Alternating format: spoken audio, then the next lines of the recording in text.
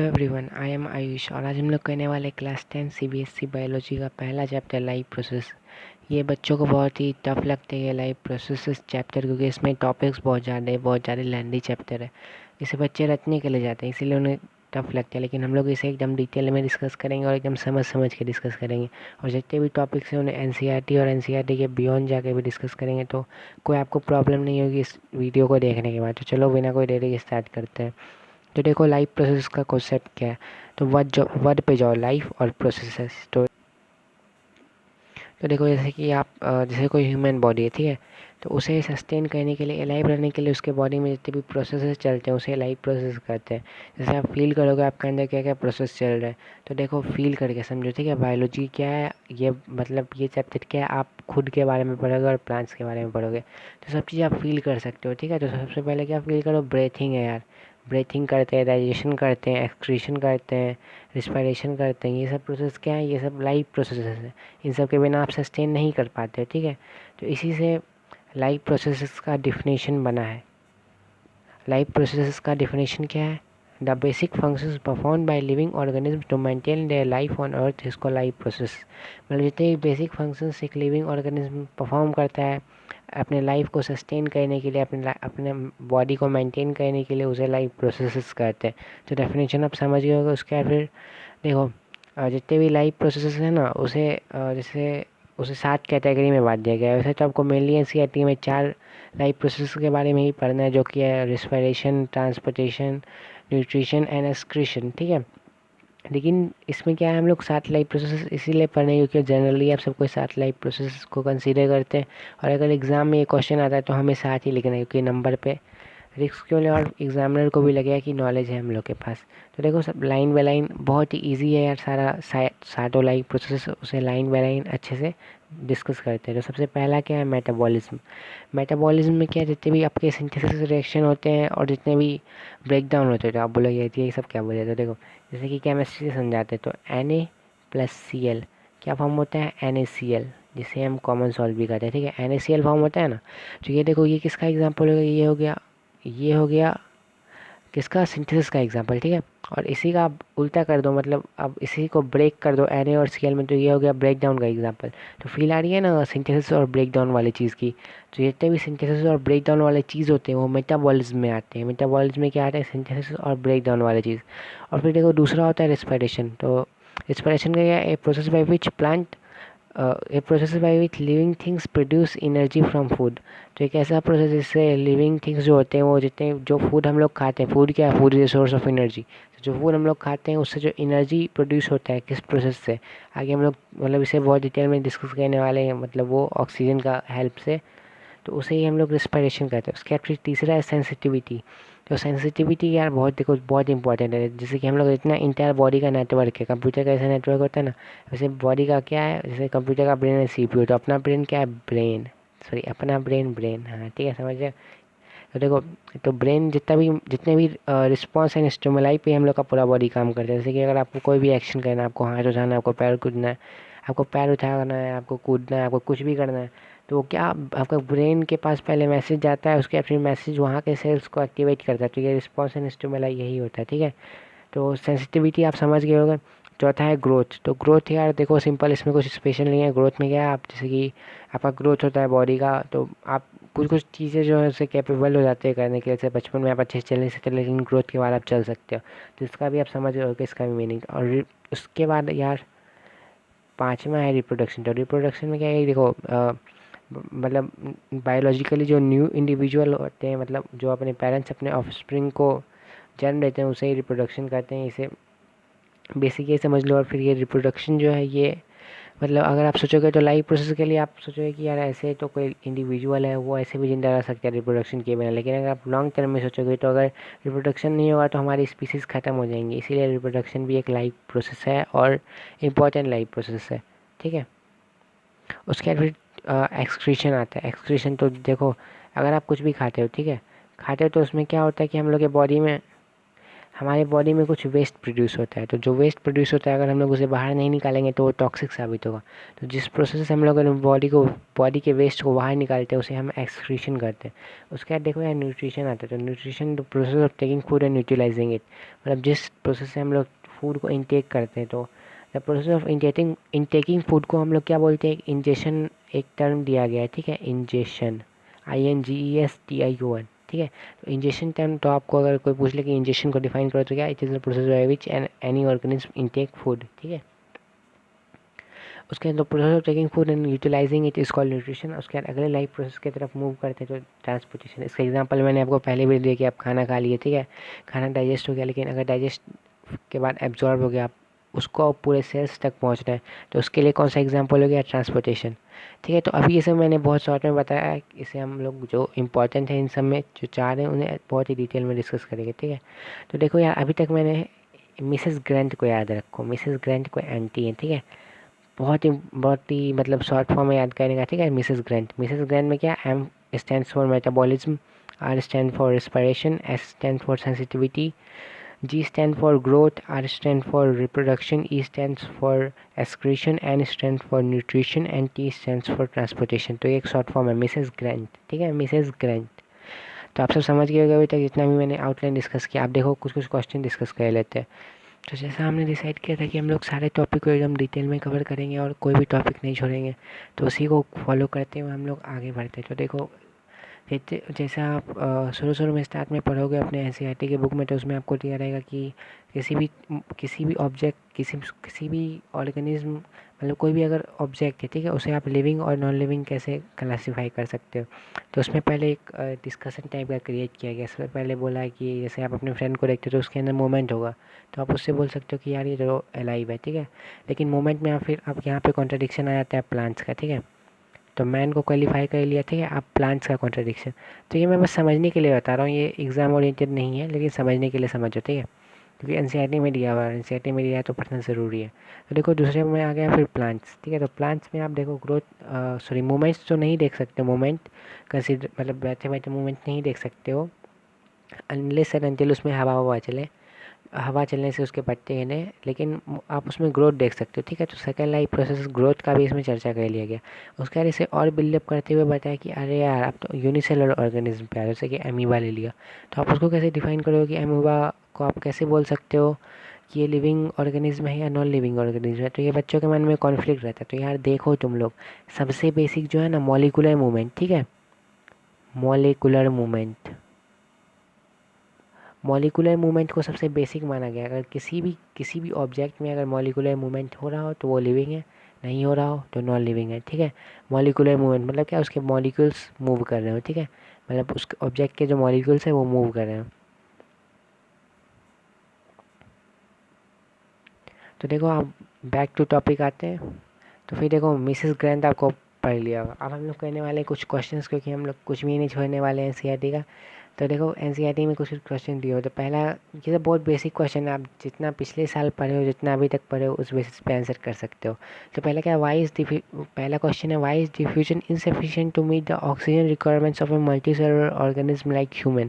तो ह्यूमन के लिए डिफ्यूजन क्यों नहीं, मतलब हम लोग को जैसे पता है कि हम लोग ऑक्सीजन रिक्वायरमेंट कैसे फुलफिल करते हैं, हम लोग प्रॉपर ब्रीथिंग सिस्टम से, रेस्पिरेटरी सिस्टम है हम लोग का, उससे हम लोग ऑक्सीजन रिक्वायरमेंट को फुलफिल करते हैं, मतलब सारे सेल्स तक पहुंचाते हैं, ठीक है, ट्रांसपोर्टेशन सिस्टम में आ जाएगा ये। लेकिन हम लोग डिफ्यूजन का यूज़ क्यों नहीं करते, क्योंकि एमीबा सबको हमने देखा होगा कि वो लोग डिफ्यूजन का यूज़ करके जितने भी सेल्स हैं, एक ही सेल है एमीबा में, जितने भी अपने बॉडी पार्ट्स हैं एमीबा के वहाँ तक पहुँचा देता है। तो ऐसा इसलिए क्योंकि एमीबा का जितना भी बॉडी होता है, एक सेकेंड यार, एमीबा का पूरा बॉडी कुछ इस तरह होता है, ठीक है, तो वो पूरे सराउंडिंग के कांटेक्ट में रहता है, ठीक है, एमीबा का।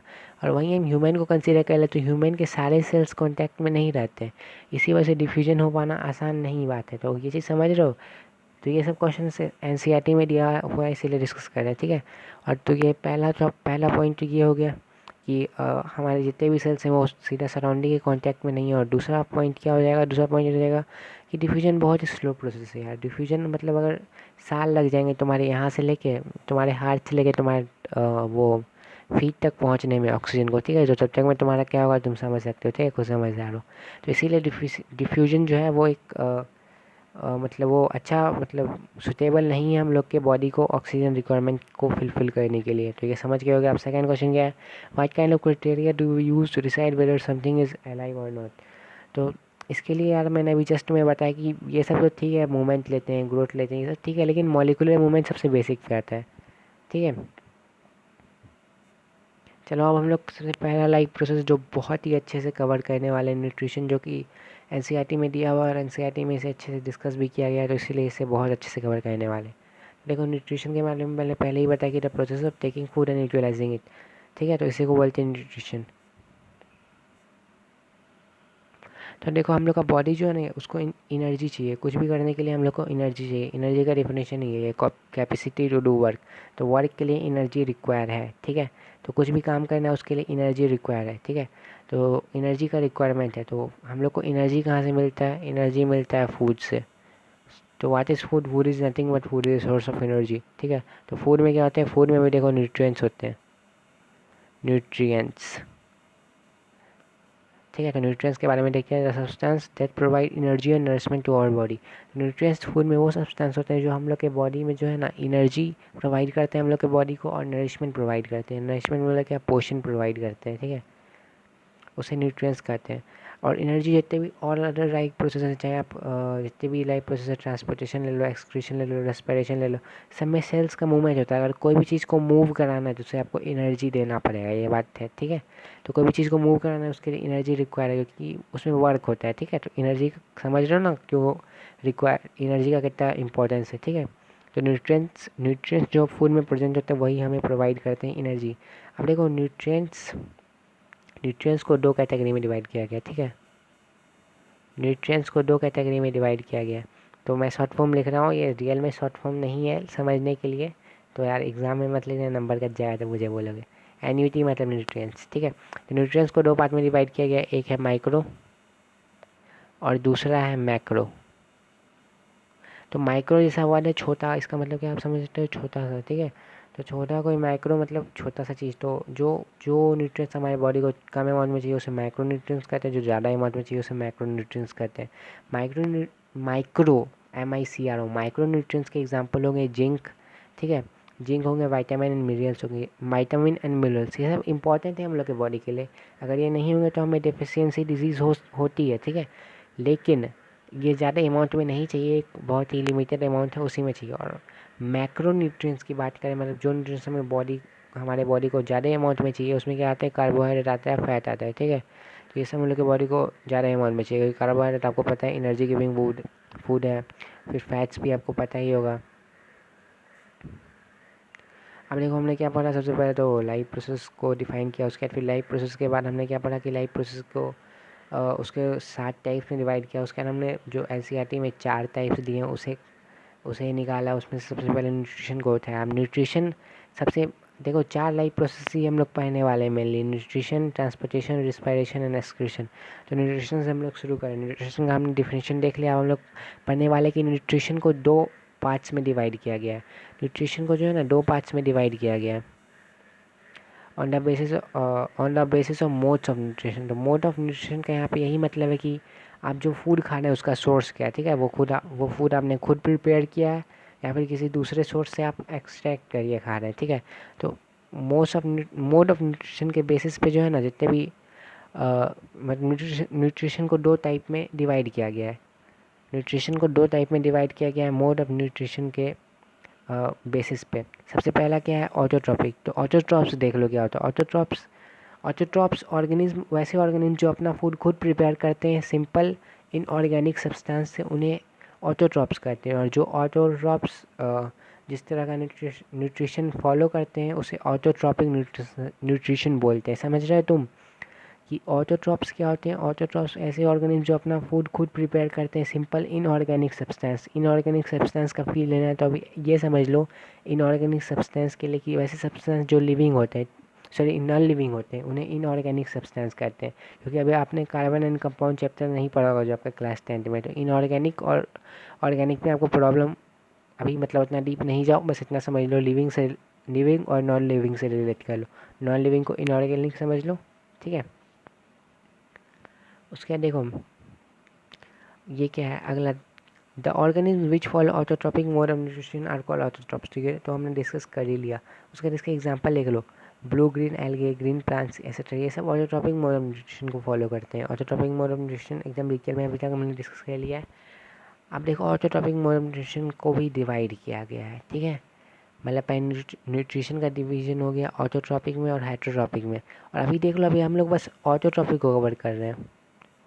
अभी हम लोग बस ऑटोट्रॉपिक को कवर कर रहे हैं और हेटेरोट्रॉपिक हम नेक्स्ट पार्ट ऑफ वीडियो में कवर करेंगे। ठीक है, तो देखो अब हमने देखा कि पहले तो न्यूट्रिशन को डिवाइड किया गया मोड ऑफ न्यूट्रिशन के बेसिस पे ऑटोट्रॉप्स में और हेटेरोट्रॉप्स में। अब हम लोग देखने वाले कि ऑटोट्रॉप्स को डिवाइड करना है हम लोग फोटो ऑटोट्रॉप्स और कीमो ऑटोट्रॉप्स में। तो फोटो ऑटोट्रॉप्स देखो यार, आप कहीं भी फोटो देखते हो, फिजिक्स केमिस्ट्री बायोलॉजी किसी में कहीं भी फोटो देखते हो, फोटो मतलब लाइट। ठीक है, तो लाइट, तो जो प्लांट्स लाइट एनर्जी का इस्तेमाल करके अपने फूड को सिंथेसाइज करते हैं उसे फोटो ऑटोट्रॉप्स कहते हैं। ठीक है, और कीमो से क्या फील आ रहा है, कीमो से फील आ रहा है केमिकल का। जो केमिकल का इस्तेमाल करते हैं अपने मतलब फूड को सिंथेसाइज करने के लिए, अपने फूड को बनाने के लिए सिंपल केमिकल से, उसे हम क्या बोलते हैं, कीमो ऑटोट्रॉप्स। तो आप समझिए, उसके एग्जांपल भी देख लो। ग्रीन प्लांट्स हो गए फोटो ऑटोट्रॉप्स के। फोटो मतलब जैसे आप देखते हो ग्रीन प्लांट्स कैसे बनाते हैं खाना, सनलाइट को ट्रैप करके। और कीमो ऑटोट्रॉप्स का एग्जांपल हो गया नाइट्रोफाइंग बैक्टीरिया। ठीक है, अब फोटोसिंथेसिस, ये बहुत इंपॉर्टेंट टॉपिक है। ये मतलब बचपन से ही पढ़ते आ रहे हैं, फिर भी अभी पढ़ना। ठीक है, तो समझ लो अच्छे से। तो फोटोसिंथेसिस एक ऐसा प्रोसेस जिससे ग्रीन प्लांट्स एकदम अपना फूड बनाते हैं in the presence of sunlight and chlorophyll. ठीक है, और फिर सिंपल इनऑर्गेनिक सब्सटेंसेस से। वो सिंपल इनऑर्गेनिक सब्सटेंसेस क्या क्या होते हैं, carbon dioxide, sunlight, water and chlorophyll. तो ये सब इनऑर्गेनिक नहीं, सिंपल सब्सटेंस में ले लो। ठीक है, तो इस सब को रॉ मटेरियल फोटोसिंथेसिस भी कहते हैं। रॉ मटेरियल क्यों कहते हैं, देखो रॉ मटेरियल मतलब कि कच्चा पदार्थ। जैसे कि आप पनीर बना रहे हो, तो पनीर के बनाने के लिए आपके लिए क्या रॉ मटेरियल हो गया, मसाले वसाले हो गए रॉ मटेरियल, पनीर खुद रॉ मटेरियल हो गया। ठीक है, तो वो समझ रहे हो, आप फील आ रही है कि रॉ मटेरियल क्या है, समझ रहे हो ना। फिर देखो carbon dioxide, sunlight, water and chlorophyll. अगर आपसे पूछ ले कोई रॉ मटेरियल एग्जाम में कहीं पूछ ले तो यही लिखना। ठीक है, और फोटोसिंथेसिस के बारे में भी आपको मैंने बता दिया। ठीक है, उसके देखो फोटोसिंथेसिस के बारे में आज तक हमने अभी 4th क्लास से पढ़ना स्टार्ट किया, अभी तक पढ़ रहे हैं। इस बार हम लोग एक लेवल ऊपर गए, थैंक गॉड। ठीक है, तो इस बार हम लोग एक लेवल ऊपर गए और हम लोग ये पता करेंगे इस बार फोटोसिंथेसिस में हम लोग ये पता करने वाले कि फोटोसिंथेसिस कैसे ऑकर होता है। फोटोसिंथेसिस देखो यार 3 स्टेजेस में ऑकर होता है। ठीक है, तो उसे हम अच्छे से देखने वाले हैं, लेकिन उससे पहले मैं आपको कुछ ब्रॉड आउटलाइन, एक सेकेंड, कुछ आउटलाइन मतलब कुछ टर्म्स के बारे में अवेयर कर देना चाहता हूँ। तो आज तक हमने पढ़ा क्या, हमने पढ़ा कि फूड कहाँ प्रिपेयर होता है, प्लांट्स में। फूड प्रिपेयर होता है लीव्स में। ठीक है, और लीव्स को किचन ऑफ द प्लांट भी कहते हैं। तो ऐसा आज तक हम लोग पढ़ रहे हैं, लेकिन इस बार इस क्लास में हम लोग एक लेवल और ऊपर जाते हैं और हम लोग लीव्स के अंदर जो क्लोरोप्लास्ट होता है। ठीक है, तो हमने पिछले क्लास में 9th क्लास में भी पढ़ रखा है कि प्लास्टिक 3 प्रकार के होते हैं, क्रोमोप्लास्ट, लिकोप्लास्ट एंड क्लोरोप्लास्ट। ठीक है, तो जो क्लोरोप्लास्ट होता है, तो क्लोरोप्लास्ट में अगर आप ध्यान से देखोगे तो ये सब कुछ डिस्क लाइक स्ट्रक्चर रखे हुए हैं, ये सब कुछ कुछ। तो इन्हें हम लोग बोलते हैं थैलेकोइड्स। ठीक है, थैलेकोइड्स, THALOKOIDS। ठीक है, तो थैलेकोइड्स अगर ऐसे एक के ऊपर एक रख दे तो उसे हम बोलते हैं ग्रैना। ठीक है, तो ये सब टर्म दिमाग में रखना है, ग्रैना। ठीक है, stacks of thylakoids are called grana and they are present in where, they are present in chloroplast. और देखो जैसे कि आपको अगर हम पानी में रख दें तो पानी में आपके आसपास का मीडियम को हम क्या बोल सकते हैं कि आपका मीडियम पानी है। तो इसी प्रकार जो ये जो क्लोरोप्लास्ट है इसके अंदर का मीडियम को हम लोग स्ट्रोमा कहते हैं, मैट्रिक्स। ठीक है, तो ये सब जो मतलब स्पेस है, ठीक है, इसे हम स्ट्रोमा कहते हैं। तो हमने अभी तक क्या पढ़ा, हमने पढ़ा ग्रैना के बारे में, स्ट्रोमा के बारे में, क्लोरोप्लास्ट के बारे में। ये 3 टर्म्स रख लो दिमाग में। इसे हम जब लाइट रिएक्शन और डार्क रिएक्शन डील करेंगे वहाँ देखेंगे, और फिर हम और भी इसका कहीं कहीं यूज़ है। ठीक है, तो चलो अब अगला टॉपिक पे बढ़ते हैं। मतलब एक और टॉपिक है हम लोग को पढ़ना है, मतलब 3 स्टेप्स पढ़ने से पहले। तो वो टॉपिक है स्टोमाटा का। तो स्टोमाटा भी देखो बेसिक टॉपिक है। स्टोमाटा क्या, जो लीव पोर्स होते हैं, तो लीव जो होता है, ठीक है, ये लीफ है। ठीक है, तो लीफ के जो अपर सरफेस है ना, अपर सरफेस का, लीव के सरफेस का जो लेयर होता है ना, उस पर कुछ टेनी टेनी पोर्स प्रेजेंट होते हैं। वो पोर्स को ही हम लोग स्टोमाटा कहते हैं। ठीक है, पोर्स मतलब क्या कि पोर्स जिससे कुछ अंदर बाहर जा सके। ठीक है, तो पोर्स का देखो ये कुछ इस तरह का बेसिक सा डिज़ाइन होता है स्टोमाटा का। इस तरह से बेसिक सा डिज़ाइन होता है स्टोमाटा का। इन दोनों को हम लोग गार्ड सेल कहते हैं, गार्ड सेल। और यही ओपन और क्लोज होते हैं ताकि जो भी कोई भी सब्सटेंस को अंदर जाना है या बाहर आना है, ठीक है।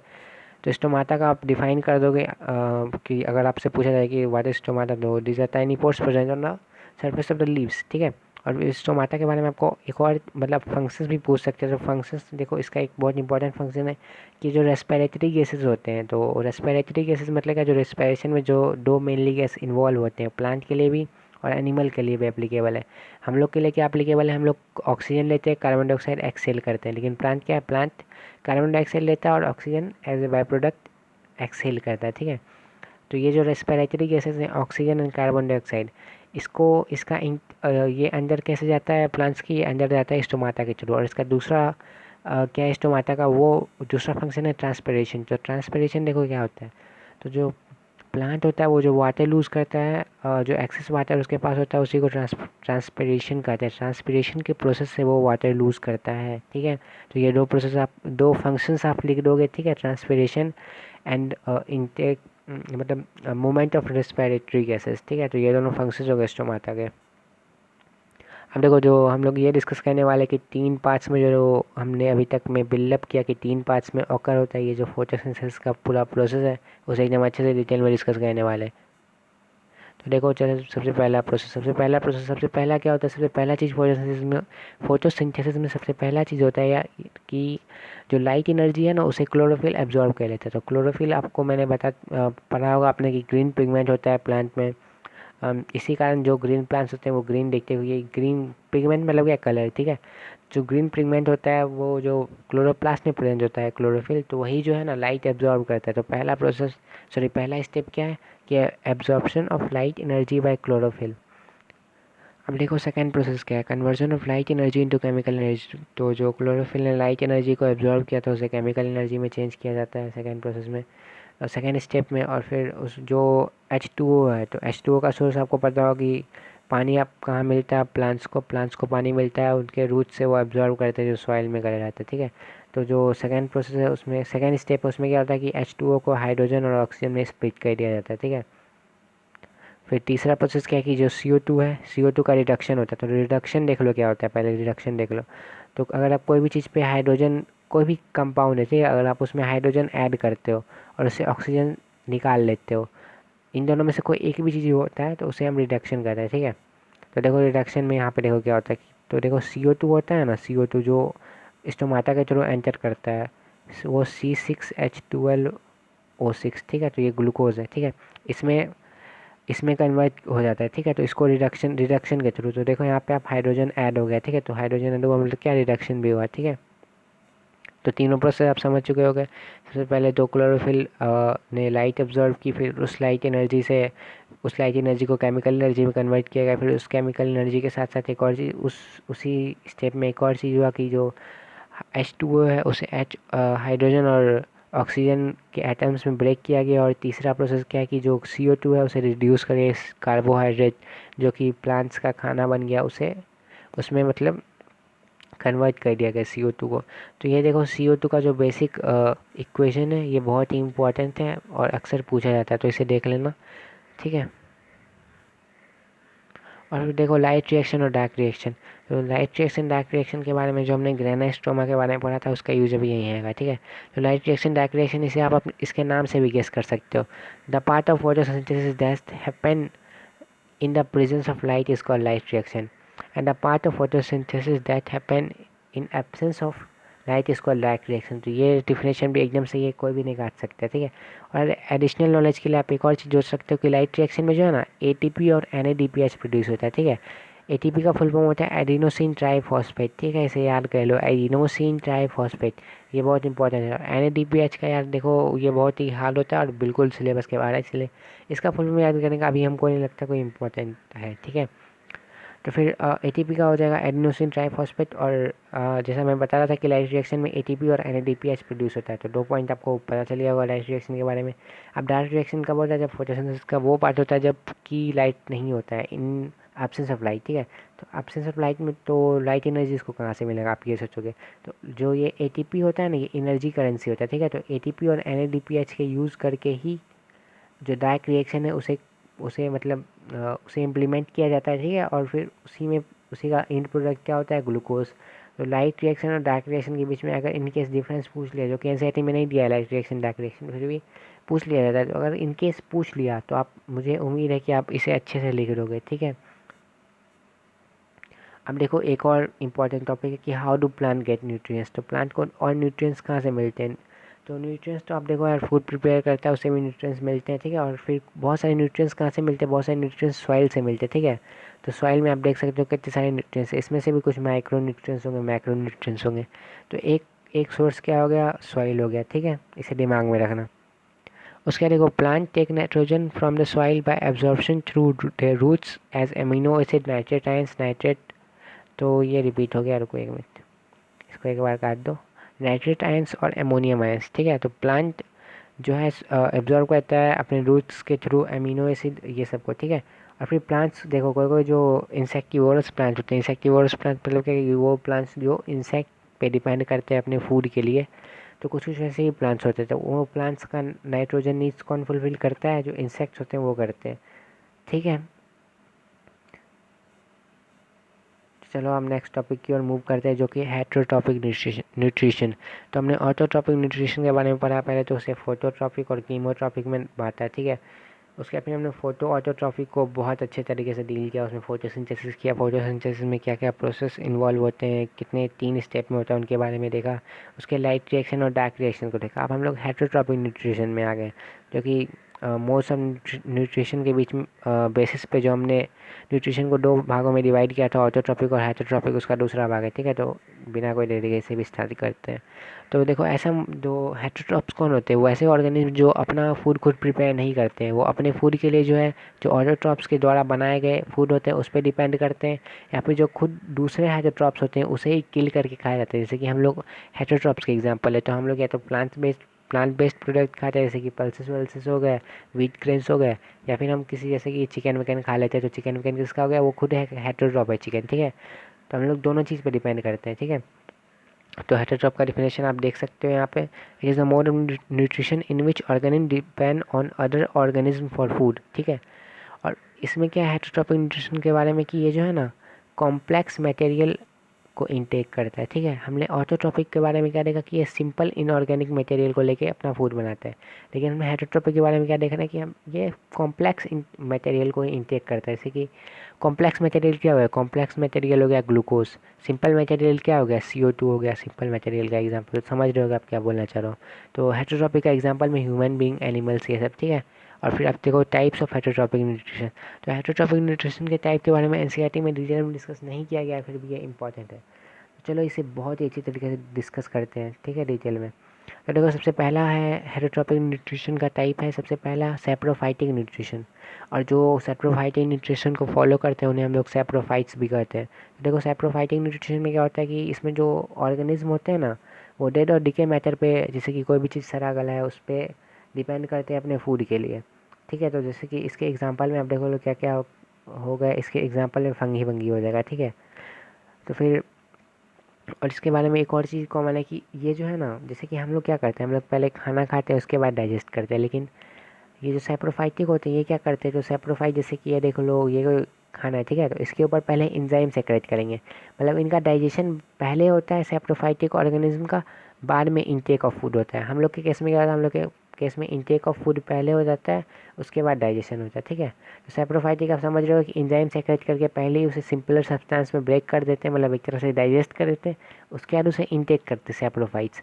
सैप्रोफाइट्स के बारे में आपको 2 पॉइंट बता दिए मैंने, एक तो इसका डिफिनेशन हो गया ये कि ये डेज एंड डिके मैटर को कंज्यूम करते हैं, दूसरा है कि ये बाहर ही डाइजेस्ट कर लेते हैं, मतलब एंजाइम सेक्रेट करके पहले डाइजेशन उसके बाद इंजेशन, इंजेशन क्या, प्रोसेस ऑफ इनटेकिंग फूड। और तीसरा क्या बता रहे हैं, तीसरा मेरे को इसके एग्जाम्पल दे देना है, ठीक है। और देखो, सेकंड हेटेरोट्रॉपिक न्यूट्रिशन का एग्जांपल हो गया सेकंड टाइप का होलोजोइक। तो हम लोग होलोजोइक हैं, ठीक है। तो होलोजोइक में क्या होता है, digestion happens inside the body of organism. तो होलोजोइक में ऐसा होता है कि जैसे पहले हम लोग फूड इनटेक के प्रॉपर एकदम उस तरीके से कायदे से बोलते हैं ना, उसी तरीके से डाइजेशन होता है, ठीक है। तो इसमें प्रोसेस ऑफ डाइजेशन जो होता है वो इंजेक्शन के बाद होता है। जैसे हमने देखा कि सेप्रोफाइटिंग में पहले डाइजेशन हो जाता है, उसके बाद इंजेक्शन होता है, लेकिन हम लोग के केस में डाइजेशन बाद में होता है, इंजेक्शन पहले होता है। ठीक है, most organisms follow this type of nutrition. तो जितने भी मोस्ट ऑफ द ऑर्गेनिज्म है वो होलोजोइक न्यूट्रिशन को फॉलो करते हैं। एग्जाम्पल में डॉग्स ले लो, आप ह्यूमन्स ले लो। ठीक है, तो पैरासाइटिक न्यूट्रिशन देखो यार, ऐसा मोड ऑफ न्यूट्रिशन है जिसमें कि जो ऑर्गेनिज्म होता है वो बॉडी के बाहर रख के या बॉडी के अंदर भी रख के जो है ना अपने होस्ट, मतलब जिस बॉडी के अंदर या बाहर रह रहा है उसे ही होस्ट करते हैं, उससे फूड कंज्यूम करता है। ठीक है, तो जैसे पैरासाइट को भी दो कैटेगरी में डिवाइड किया गया है, वैसे दिया तो नहीं रहता है, फिर भी एडिशनल नॉलेज के लिए जान लो कि एक होता है एक्सो पैरासाइट, एक होता है इंडो पैरासाइट। तो देखो बायोलॉजी में सब चीज़ एकदम ऐसे ही सिंपल है, तुम नाम से ही गेस कर सकते हो। तो एक्सो पैरासाइट मतलब क्या, जो बॉडी के बाहर में रहता है। एंडो पैरासाइट क्या मतलब, जो बॉडी के अंदर रहता है, उसे एंडो पैरासाइट कहते हैं। ठीक है, और जिस बॉडी पर रहता है उसे होस्ट कहते हैं। तो आप देख लो इसके एग्जांपल में लाइस हो गया, जैसे आपके सर पे होते हैं, वो लीच वीच टाइप के भी चीज़ पैरासाइट में आ गया, फिर मॉस्किटो भी आपका पैरासाइट में आ गया। तो इसी के साथ आज का हम लोग का लेक्चर पार्ट 1 ख़त्म होता है, और हमने जितने भी टॉपिक्स हैं उसे हम एक बार समअप कर लेते हैं। सबसे पहले हमने पढ़ा लाइफ प्रोसेस क्या होते हैं, उसके 7 प्रकारों के बारे में पढ़ा। उसके लाइफ प्रोसेस में हमने न्यूट्रिशन से शुरू किया, न्यूट्रिशन को डिटेल में खरीदे रहा था। न्यूट्रिशन को 2 पार्ट में डिवाइड किया गया है। न्यूट्रिशन को 2 पार्ट में किया, ऑटोट्रॉपिक, हेटरोट्रॉपिक। फिर हमने ऑटोट्रॉपिक के बारे में पढ़ा कि ऑटोट्रॉपिक को डिवाइड किया गया है कीमो ऑटोट्रॉप और फोटो ऑटोट्रॉप। फिर हमने फोटोसिंथेसिस देखा, स्टेप्स इन्वॉल्विंग फोटोसिंथेसिस देखा। अब हम लोग फिर हेटरोट्रॉपिक पे आ गए। हेटरोट्रॉपिक पे हमने हेटरोट्रॉपिक को पहले डिफाइन किया, उसके बाद फिर उसे 3 पार्ट्स में डिवाइड किया। 3 पार्ट्स क्या, 3 पार्ट्स पैरासाइटिक हो गया, होलोजोइक हो गया और एक सेप्रोफाइटिक हो गया। तो होप यार तुम लोग को सब चीज़ समझ में आ गया होगा। और फिर अगर ये वीडियो अच्छा लगा तो लाइक कर देना, कमेंट कर देना, सब्सक्राइब कर देना। और मैंने जितना भी चीज़ लिखा है उसका नोट्स बनाना मत भूलना, क्योंकि अगर आप हैंड रिटन नोट्स बनाओगे तो बहुत ही अच्छा होगा, बहुत ही बेनिफिशियल होगा लास्ट में एग्ज़ाम के लिए। और कोशिश करो कि मैं जो लिखता हूँ उसे खुद पढ़ो, उसके बाद खुद समझो और अपने लैंग्वेज में लिखो, इससे बहुत फ़र्क पड़ता है। ठीक है, तो ठीक है, तो इसी के साथ वीडियो यहीं पे ख़त्म होता है। और अगर आपको अच्छा लगा तो फिर से रिपीट करना, सब्सक्राइब और लाइक कर देना। ठीक है, and see you, have a good day, bye।